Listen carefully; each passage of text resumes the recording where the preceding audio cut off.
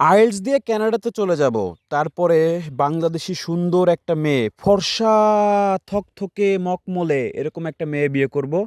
তারপরে কানাডাতে যখন বসবাস করব, যখন তুষারপাত হবে আমি তাকে জড়িয়ে শুয়ে থাকব। যখন জড়িয়ে শুয়ে থাকব, উষ্ণ হাওয়া যখন গায়ের ভেতরে চলাফেরা করবে, তখন আমি তার কানে কামড় দিব। তো কানে কামড় দিব, এই যে মজা, কি লাইফ রে ভাই! সো এই লাইফটা সবাই কিন্তু পেতে চায়। সো তার জন্য কি করতে হবে, এই যে আমি তার কানে কামড় দিলাম, তো কানে কিন্তু আপনাকেও কামড় দিবে। এটা ব্রিটিশ ব্রিটিশ অ্যাকসেন্ট, আপনাকে কানে কামড় দিবে। এই কথাগুলো যদি আপনি না শুনতে পারেন তাহলে লিসেনিংয়ে কিন্তু একদম ধরা। সো লিসেনিংয়ে যদি ভালো করতে হয় তাহলে আপনাকে সেকশন 4-এ কিন্তু গ্যাপে খেলতে হবে। আমাদের দেশের ম্যাক্সিমাম পোলাপায়ন আসলে শুধু স্বপ্ন দেখে কিন্তু কাজ করতে চায় না, পরিশ্রম করতে চায় না। তাইলে আপনাকে পরিশ্রম কোথায় করতে হবে সেটা বুঝতে হবে। আপনি লিসেনিংয়ে বেশি পরিশ্রম করেন, এইখানে আপনি 9-এ 9 উঠাইতে পারবেন, ঠিক আছে? ব্যান্ড 9 ওঠানো কোনো ব্যাপারই না। যদি আপনি সেকশন 1 এবং 4-এ 10-এ 10 রাখতে পারেন, অর্থাৎ টোটাল 20টা কোয়েশ্চেন কিন্তু আপনার গ্যাপ ফিল আইব। সো এই গ্যাপ ফিলের যেই কোয়েশ্চেনগুলো আছে একটাও যেন মিস না হয়, একটাও স্পেলিং যেন ভুল না হয়, এবং প্রত্যেকটা অ্যান্সার যেন আপনি ধরতে পারেন, ঠিক আছে?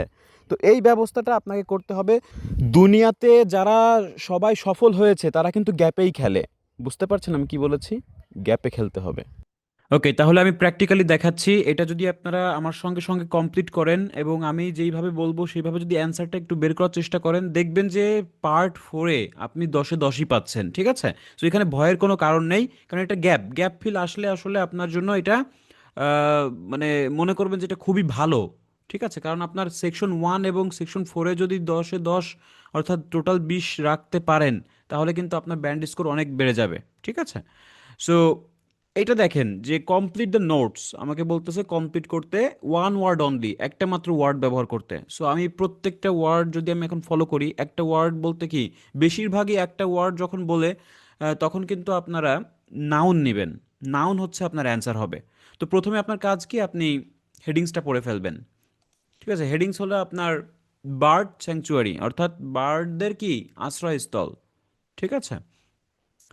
তো এইখানে 31 থেকে শুরু করে মাঝে মাঝে কিন্তু গ্যাপ দিয়েছে। এইগুলো কিন্তু আসলে গুরুত্বপূর্ণ। এইগুলো হচ্ছে আপনার আমি একটু বলে বুঝাই। 1 নাম্বার যে টিপসটা আমি দিচ্ছি সেটা একটু খেয়াল করবেন, তারপর আমি এটা আরো বিস্তারিত বলছি। তো দেখেন, 1 নাম্বার হচ্ছে সাব হেডিংস এবং নো কোয়েশ্চেন বল পয়েন্ট আমাকে সঠিক ট্র্যাকে রাখবে। এটা হলো আপনার 1 নাম্বার একটা টিপস আমি দিচ্ছি। তাহলে এটা একটু আমি সঠিকভাবে একটু বুঝিয়ে দিই যে সাব হেডিংস এবং নো কোয়েশ্চেন বলটা আসলে কি, এটা আমাকে কিভাবে সঠিক ট্র্যাকে রাখবে। দেখেন, আপনি অডিও তো শুনবেন, অডিও শুনে আপনি হারিয়ে যেতে পারেন, কারণ এটা আসলে গোলমেলে এবং এক স্কেলে কথা বলবে। কিন্তু আপনার এই যে সাব হেডিংসগুলো আছে, এই যে হেডিংসগুলো আছে, এগুলো যখন আপনি শুনবেন এগুলো স্পষ্টভাবে আপনাকে উচ্চারণ করবে। তখন আপনি বুঝতে পারবেন যে আপনি, হ্যাঁ, এখন থেকে শুরু হলো। আবার মনে করেন নো কোয়েশ্চেন যে বল পয়েন্ট আছে, এই যে বল পয়েন্ট কিন্তু এখানে কোনো কোয়েশ্চেন নেই, মানে কোনো গ্যাপ নেই, অর্থাৎ এইগুলো কিন্তু আপনাকে শোনানো হবেই। এগুলো কিন্তু স্কিপ করবে না, অডিওতে এগুলোও বাজবে। তার মানে আপনি বুঝতে পারবেন যে 33-এর আগ পর্যন্ত এই কথাটা বাজবে, অডিওতে বাজবে। তাহলে এইগুলো আপনাকে সঠিক ট্র্যাকে রাখতেছে, অর্থাৎ আপনি হারিয়ে যাচ্ছেন না, ঠিক আছে? হারিয়ে যাচ্ছেন না যে আপনি এখন কোথায় আছেন কোথায় আছেন, এটা আপনি হারিয়ে যাবেন না। সো আমার কথা একটু ফলো করেন, আমি যেই টিপসগুলো দিচ্ছি, যেই ট্রিক্সগুলো দিচ্ছি, এইগুলো যদি ফলো করে এক্সামে বসতে পারেন তাহলে বইয়ের মানে কানে কামড় দিতে পারবেন, ঠিক আছে? সো আপনি যদি আপনার ড্রিমটা ফুলফিল করতে চান তাহলে আমার এই ভিডিওটা দেখেন, ইজি করে দিচ্ছি, একদম ইজি করে দিচ্ছি। দেখেন, 2য় নাম্বার যে টিপসটা আছে সেটা কি, যে হ্যাজ বিন অথবা হ্যাড বিন এর আগের ওয়ার্ডটা গ্যাপ রাখতে হয়, গ্যাপ রাখতে পারে, ঠিক আছে? অর্থাৎ মনে করেন যে রহিম হ্যাজ ডান বা কিছু একটা করে ফেলছে, তাহলে এই যে রহিমটা, এই রহিমটা হলো আপনার উত্তর, ঠিক আছে? অথবা রহিম হ্যাজ বিকাম রিচ, তাহলে এই যে ড্যাশ হ্যাজ বিকাম, মানে এরকম এই যে হ্যাজটা বলবে, ঠিক আছে? এর আগের যে ওয়ার্ডটা আছে সেটা কিন্তু আপনার গ্যাপে রাখবে তারা। অর্থাৎ গ্যাপে রাখবে মানে কি, সেটাই আপনাকে বের করতে হবে, ঠিক আছে? তো এর আগের অংশগুলো আপনি ধরে ফেলবেন, এর আগের যে ওয়ার্ডটা বলবে সেটা হলো আপনার অ্যান্সার হবে, ঠিক আছে? তো হ্যাজ বিন অথবা হ্যাড বিনের আগের ওয়ার্ডটা আপনি ফলো করবেন। ওকে, এটা আমি অডিওর কথা বলছি। অডিওতে যদি হ্যাজ বিন অথবা হ্যাড বিন বলে, এর আগের ওয়ার্ডটা কি বললো সেটা আপনি অ্যান্সার হিসেবে ধরবেন। আচ্ছা, এরপর দেখেন যে হুম, হোয়াট, ওয়্যার, হুইচ, হুজ এর আগের ওয়ার্ডটা উত্তর হিসেবে বসে।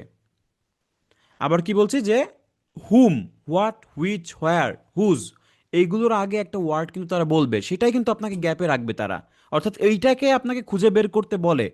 সো মোস্ট অফ দ্য কেজে আসলে এইরকমই ঘটে, আপনি অডিওতে যে শুনবেন এইগুলোর আগের ওয়ার্ডটা কিন্তু আপনি অ্যান্সার হিসেবে নিতে পারেন, কারণ ওটাই তারা আসলে গ্যাপে রাখে। ওকে, 4 নাম্বারটা দেখেন যে এক্সাম্পল মার্কার্স শব্দের পরে, যেমন for example, including, for instance, specially, particularly, that means, like, such as, এর পরে আপনি উত্তর পাবেন। ঠিক আছে, তাহলে এইগুলোর পরে পাবেন এক্সাম্পল মার্কার্স কি, আসলে এক্সাম্পলিফায়ার্স যেগুলো আসলে উদাহরণ দিতে গিয়ে আসলে কিছু ওয়ার্ড ব্যাখ্যা করে, সো এইগুলোর পরে কিন্তু আপনি অ্যান্সার পাবেন। আর এবং এটা হর হামেশাই হয়ে থাকে, লিসেনিং সেকশন পড়ে অবশ্যই অবশ্যই আপনাকে উদাহরণ দিবে, আর পার্টিকুলার বা নির্দিষ্ট কিছু উদাহরণ যদি দেয় তাহলে তো সেটা আপনি অ্যান্সার হিসেবে নিবেনই। ঠিক আছে, তাহলে দেখেন এই বিষয়গুলো যদি মাথায় রাখতে পারেন একদম সহজ হয়ে যাবে। ওকে, এরপরে দেখেন যে ড্যাশ এর আগের শব্দের সিনোনিম বলতে পারে, এটা খেয়াল রাখতে হবে। ড্যাশের আগের শব্দ কি বলতে পারে? সিনোনিম বলতে পারে। আমি একটু বুঝিয়ে বলি, যেমন দেখেন এই যে আপনি এই যে ওয়ার্ডগুলো, এই যে এই কোয়েশ্চেনগুলো যে পড়বেন, এগুলো তো আপনাকে সম্পূর্ণ হুবহু শোনানো হবে না, এগুলো আপনাকে তারা কি করবে, একটু ঘুরিয়ে বলবে, একটু প্যারাফ্রেজ করে বলবে। তাহলে এই যে ড্যাশের আগের যে ওয়ার্ডগুলো আছে এগুলো কি করতে পারে, তারা সিনোনিম আকারে শোনাতে পারে, তাই না? যে ডেস্ট্রয়, ডেস্ট্রয় কি বলবে? বলতে পারে খুব কম ক্ষেত্রে, কিন্তু বেশিরভাগই এটা সম্ভাবনা থাকে যে এটা তারা সিনোনিম আকারে শোনাবে। ঠিক আছে, আবার দেখেন যে আমি যদি বলি যেমন এই যে ড্যাশ, এই ড্যাশের আগে যেই ওয়ার্ডটা আছে, এই যে লট অফ, এই লট অফটা কি তারা বলবে? বলবে না, তারা এটার অল্টারনেটিভ ওয়ার্ড বলবে। ঠিক আছে, বা কোনো সিনোনিম বলতে পারে, প্যারাফ্রেজ বলতে পারে।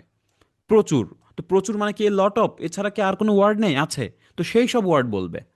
ওকে, আচ্ছা, এরপরে দেখেন যে ইজ অথবা ওয়াজ এর পর যদি নাম হয় তাহলে খেয়াল রাখবো কি, এইখানে আমাকে খেয়াল রাখতে হবে যে ইজ অথবা ওয়াজ এর পর যদি কোনো নাম হয় সেটা কিন্তু অ্যান্সার হিসেবে হয়, তো সেটাই উত্তর হতে পারে। তো সেটা আপনি খেয়াল করবেন যে ইজ অথবা ওয়াজ এর পর একটা নাম আসছে কিনা, কোনো নাউন আসছে কিনা। এরপরে দেখেন 7 নাম্বার যেটা বলবো সেটা হলো বায়ের পর ড্যাশ থাকলে, অডিওতে আপনি by, with, using, via, through, এরপরেই উত্তর বলবে। ঠিক আছে, কারণ আপনার এরকম থাকতে পারে, দেখেন এটাতে আছে কিনা দেখি, বাই দিয়ে কিন্তু অনেক সময় দিয়ে, এই যে বাই দেখেন, এই যে বাই, আবার দেখেন এই যে বাই, তো এই বায়ের পর যদি ড্যাশ থাকে অবশ্যই আপনার অডিওতেও সেই বাই বলবে। ঠিক আছে, বাই অথবা বায়ের পরিবর্তে যে যেই ওয়ার্ডগুলো বললাম এগুলো বলতে পারে, উইথ, ইউজিং, ভিয়া, থ্রু, এগুলো বলতে পারে। এরপর পর আপনি দেখবেন যে অ্যান্সার ওইখানেই আছে, কারণ বায়ের সবসময় পরেই উত্তর হয়। ঠিক আছে, তো এইগুলো বলতে পারে, অথবা বিকল্প শব্দ দ্বারাও আপনাকে বাইটা শোনাতে পারে, সো এইগুলো আপনি খেয়াল করবেন। আচ্ছা, তাহলে আমি যেই কথাগুলো বললাম এগুলো একটু মাথায় রাখবেন। ঠিক আছে, আমি যেই 7টা টিপস দিলাম, এই 7টা টিপসের ট্রিক্স দিলাম, আর এর সঙ্গে কিছু টিপস দিব আমি চলার পথে। ঠিক আছে, আপনারা একটু মনোযোগ দিয়ে শুনবেন। তো প্রশ্নটা আসলে বুঝতে হবে গ্যাপ ফিলে কিভাবে প্রশ্নটা করা হয়। সো এখানে বলছে যে দে ডিস্ট্রয়, ড্যাশ অ্যান্ড আদার রোড্যান্টস।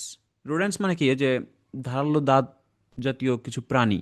তাহলে তারা ডিস্ট্রয় করে ড্যাশ অ্যান্ড আদার রোড্যান্টস, তাহলে তারা কি ডিস্ট্রয় করে, বা কারা ডিস্ট্রয় করে, বা মানে কি, কাদেরকে ডিস্ট্রয় করে, সেটা আপনি প্রশ্ন হিসেবে ধরতে পারেন। ঠিক আছে, কাদেরকে আসলে খেয়ে ফেলে, যেহেতু এখানে প্রে করার কথা বলা হয়েছে, তাহলে কাদেরকে খেয়ে ফেলে সেটা আপনি দেখেন অডিওতে, আমি অডিওটা প্লে করে দিচ্ছি, আপনারা ধরার চেষ্টা করবেন। ঠিক আছে, ওকে।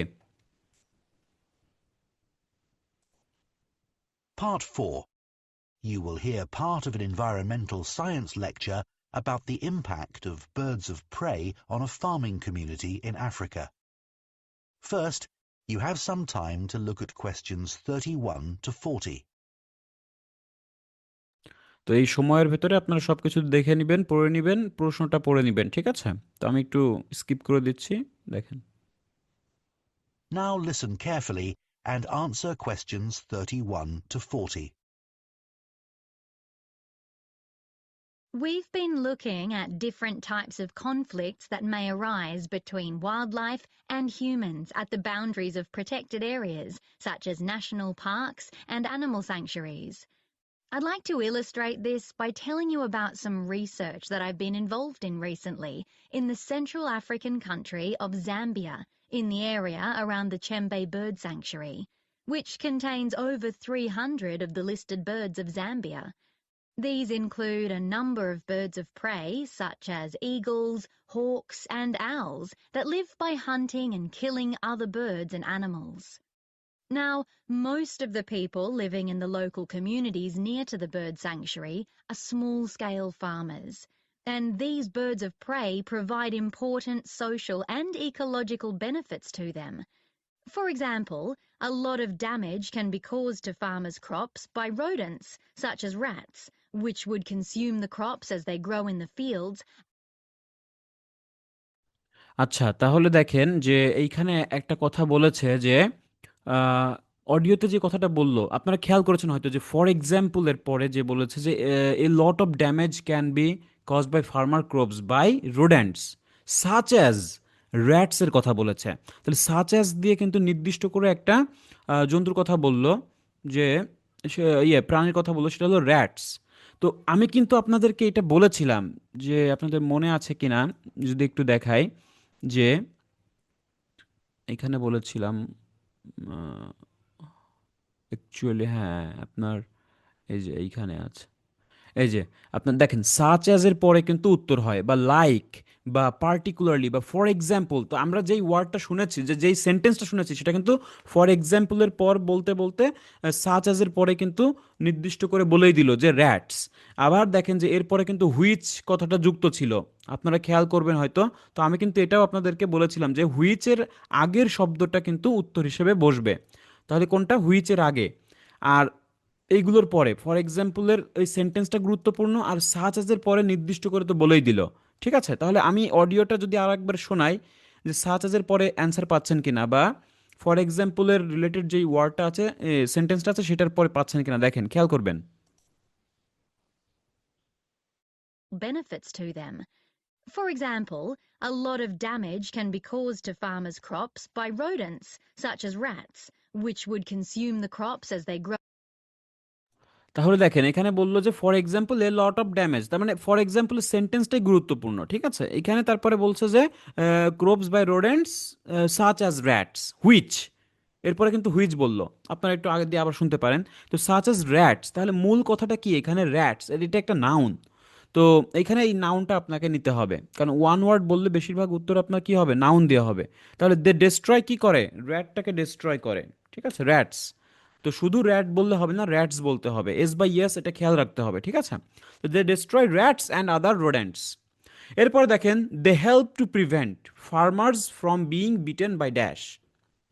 তাহলে দে হেল্প করে টু প্রিভেন্ট মানে আটকাতে, ফার্মারদেরকে ফ্রম কি থেকে, বিটেন মানে কি, মানে আপনার কামড়, কিসের কামড় থেকে আটকাতে সাহায্য করে, হেল্প করে, কামড় আটকাতে থেকে, আটকানো থেকে সাহায্য করে। হ্যাঁ, মানে কোনো কিছু একটা হয়তো কামড়াতে আটকে দেয়, ঠিক আছে, বা প্রিভেন্ট করে। ওকে, সো এটা একটু খেয়াল করবেন, আমি অডিওটা প্লে করছি, দেখেন। In the fields, as well as after harvesting if they weren't hunted and killed by the birds. And the predatory habits of these birds also protect farmers in other ways. For example, a major danger to rural workers is snakes, whose bite may be dangerous or even fatal. আচ্ছা, তাহলে এইখানেও কিন্তু একটা sentence আপনারা খেয়াল করেছেন, যে for এক্সাম্পলের পরে বললো যে a major danger two rural workers, মানে যে গ্রামীণ যে যারা কাজ করে গ্রামে, তাদের জন্য যে মেজর ডেঞ্জার সেটা কি? Is snakes. তাহলে ইজের পর কিন্তু তারা বলে দিল is snakes whose bite may be dangerous. তাহলে কার বাইট? হুজ।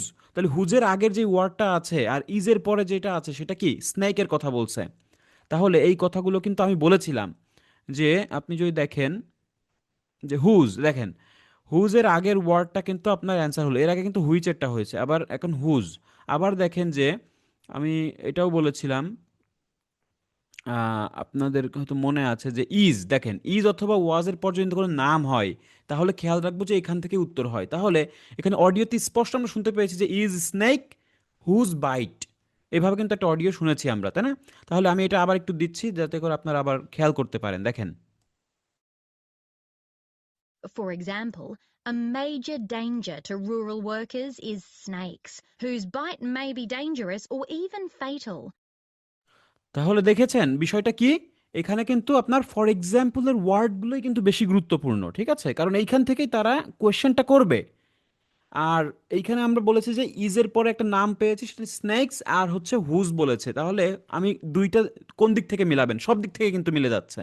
ফর এক্সাম্পলের সেন্টেন্স, তারপরে হুজের আগে বলছি, ইজের পরে বলছি, ঠিক আছে? এই বিষয়গুলো কিন্তু বারবারই একই প্যাটার্নে তারা অডিওটা বলে, ঠিক আছে? তারা একই প্যাটার্নে বলে, এজন্য এইগুলো যদি আপনার মাথায় আগে থেকেই আমি গেঁথে দিতে পারি আর এইভাবে যদি আপনি প্র্যাকটিস করেন, তাহলে এক্সামে 10-এ 10 অবশ্যই অবশ্যই পাবেন। 9 কখনোই পাবেন না। যদি 10-এর কম পান তাহলে আমাকে আপনারা কমেন্টে গালি দিয়ে যাবেন। ঠিক আছে? আচ্ছা, আমি পরেরটা দেখাচ্ছি। পরেরটা যদি একটু দেখাই সেটা হচ্ছে এইখানে আছে। আচ্ছা, তাহলে এটা একটু ইয়ে লিখে ফেলি, আমরা অ্যান্সারটা লিখে ফেলি, ঠিক আছে? এখানে আমরা অ্যান্সারটা লিখে ফেলতেছি।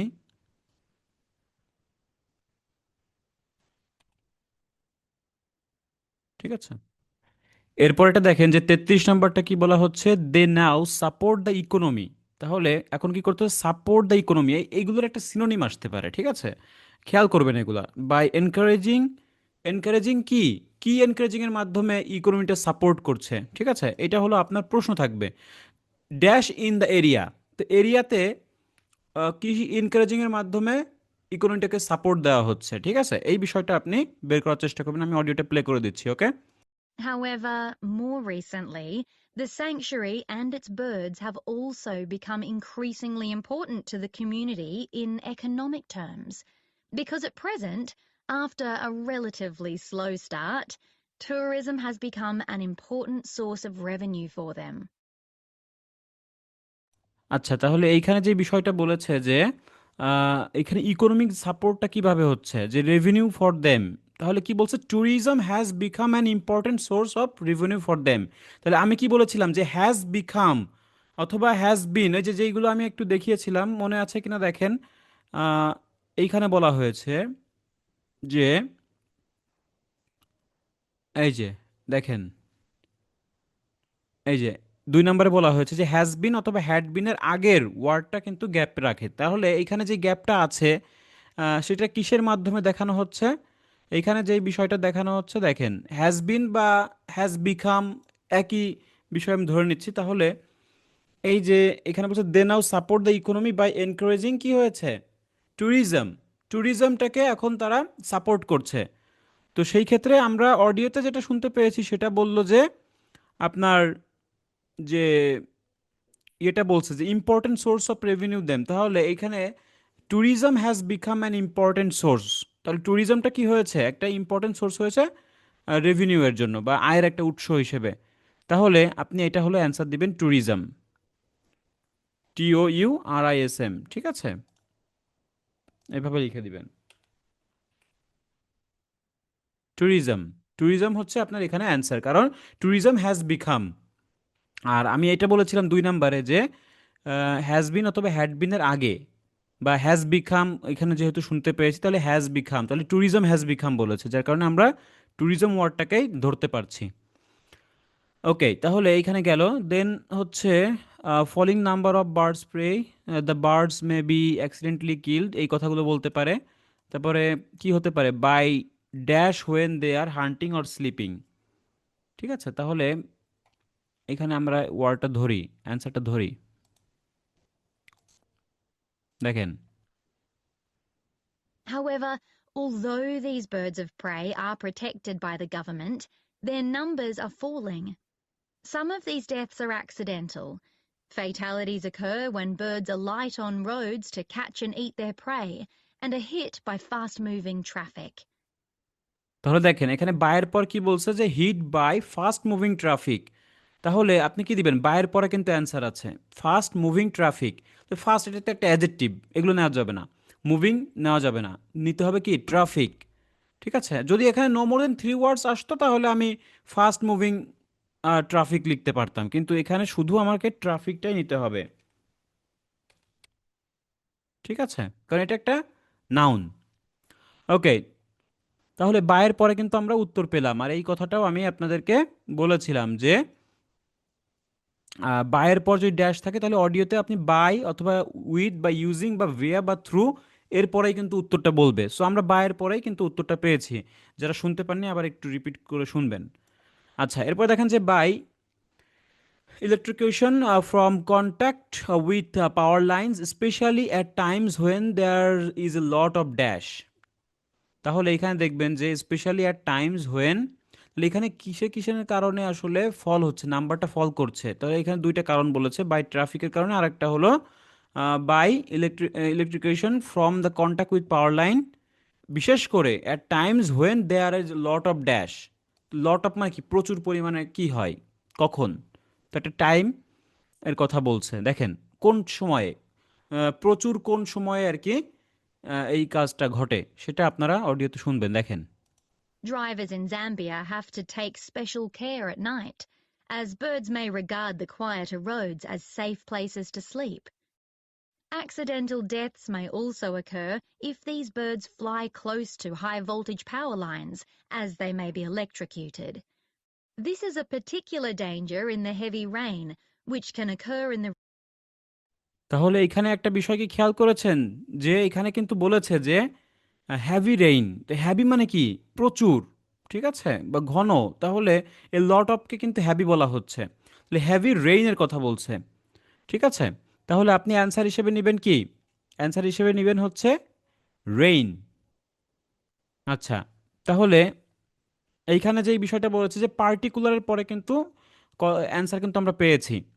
তাহলে particular danger in the heavy rain, তারপরে আমি একটু আগে থেকে দিয়ে দেখেন। they may be electrocuted. This is a particular danger in the heavy rain, which can occur in the region তাহলে হুইচের আগে বলছে রেইন, আর হ্যাভি হচ্ছে এ লট অফ হলো হ্যাভিকে নির্দেশ করে। তাহলে particular danger in the heavy rain which, তাহলে হুইচের আগের শব্দটা কি হয়, উত্তর হয়। তাহলে আপনি এখানে কি দিবেন, রেইন হলো আপনার অ্যান্সার। তাহলে এইখানে আমি বলেছিলাম আপনাদেরকে যে হুইচের আগের শব্দটা উত্তর হয়। আবার মনে করেন যে এটাও বলেছিলাম যে পার্টিকুলারলি এইগুলোর পরে কিন্তু উত্তর হয়। ঠিক আছে, তাহলে এইভাবে কিন্তু আপনারা মিলাইতে পারেন, কারণ মূল মূল শব্দ কিন্তু এইভাবেই তারা দেয়, আর এগুলো রিপিটেড হয়। শুধু আপনার দেখবেন যে এইগুলোই আপনি কমন পেয়ে যাচ্ছেন। এরপরে দেখেন যে লোকাল ফার্মার্স মে ইলিগালি, দেখেন ইলিগালি শ্যুট করতেছে দেম, তো তাদেরকে শ্যুট করা হচ্ছে, অর ড্যাশ দেম। তাহলে লোকাল ফার্মাররা তারা কি করে, শ্যুট করে, তাদেরকে শ্যুট করে। আচ্ছা, গুলি করে, আবার কি করে, আরো কিছু একটা করে। তার মানে এখানে দুইটা কাজ। তাহলে একটা তো শুট করা, এটা তো আপনাকে অডিওতে শোনাবেই, আর একটা যেটা শোনাবে সেটা হলো আপনার ড্যাশে বসবে। ঠিক আছে, তাহলে তারা একটা কি করে দেখেন। তাহলে অর বললে অর জিনিসটা আসলে তারা সেম রাখবে, অডিওতেও অর বলবে। ঠিক আছে, in the months from December to April. And local farmers also pose a threat to these birds. As well as growing crops, small-scale farmers in the area also rear chickens. These provide food for the farmers' families, as well as being an important source of income.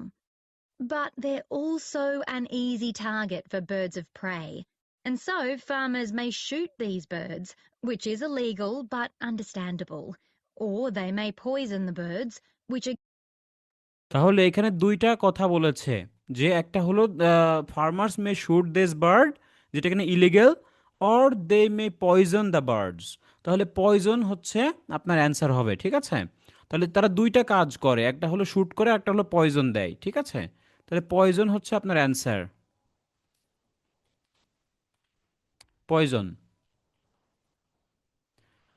POISON, poison the birds. তাহলে দুইটা কাজ কিন্তু সম্পাদন হলো। So or থাকলেই আপনি বুঝবেন যে এখানে দুইটা কাজ। আচ্ছা,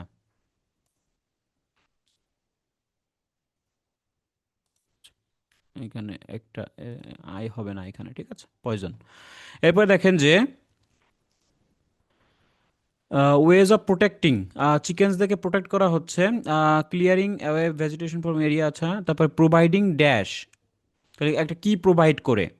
তাহলে এই তিনটার অ্যান্সার আপনি আমাকে, সরি আমি এটা করে দিব, এরপরে এই তিনটার অ্যান্সার আপনারা দিবেন, ঠিক আছে, কমেন্ট সেকশন। আমি এটা করে দিচ্ছি। 37 নম্বরটা দেখেন, providing a dash for chicken, যেটা এখানে এক্সপেন্সিভ। তাহলে এক্সপেন্সিভ কি প্রোভাইড করা হয়, তো প্রোভাইডিং করা একটা ড্যাশ চিকেনদের জন্য যেটা প্রোভাইড করা হবে সেটা কিন্তু এক্সপেন্সিভ হতে হবে সেটা বলবে, দেখেন। Again is illegal and can have negative effects on the ecosystem.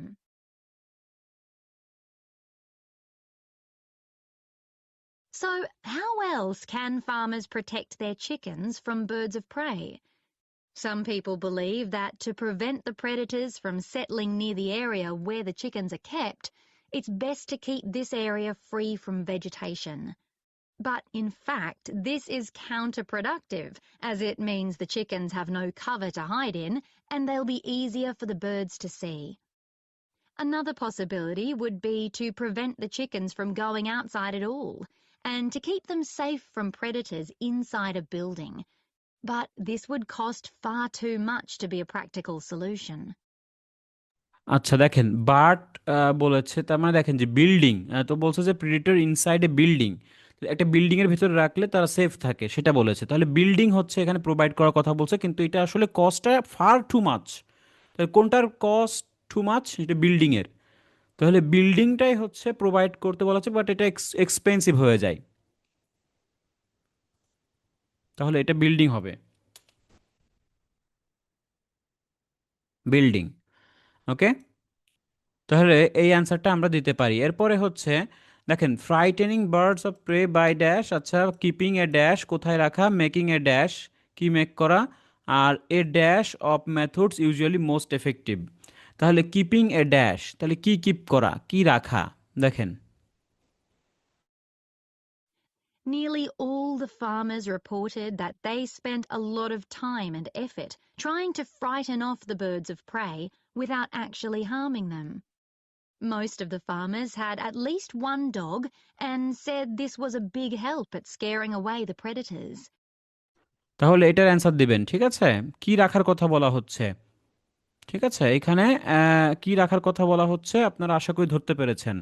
তো আমাকে কমেন্ট সেকশনে কমেন্ট করে জানাবেন। আচ্ছা, এটা আর বললাম না, এটা ইজি। মেকিং এ ড্যাশ, তাহলে কি মেক করা, ফর এক্সাম্পল বলেছে যে মেটাল অবজেক্ট দিয়ে, তাহলে কি মেক করার কথা বলা হচ্ছে সেটা আপনি শুনবেন অডিওতে এবং লিখে দিবেন, তো কি মেক করার কথা বলা হচ্ছে।